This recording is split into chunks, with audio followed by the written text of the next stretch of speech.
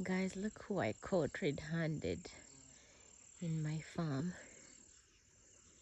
This is the Uganda Crested Crane, ladies and gentlemen. Do you know what they're eating here?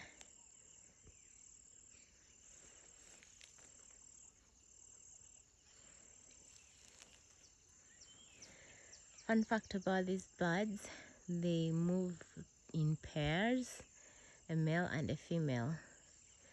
And usually when they're in pairs like this, they're laying eggs or waiting for the egg to hatch.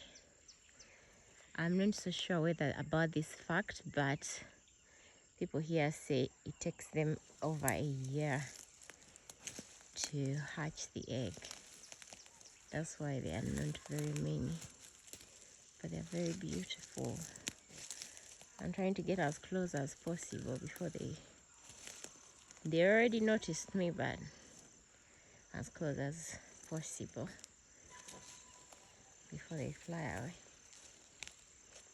I've always wanted them to come to our farm. They are always in my neighbor's farm. I can always hear them, but today I found them in our garden.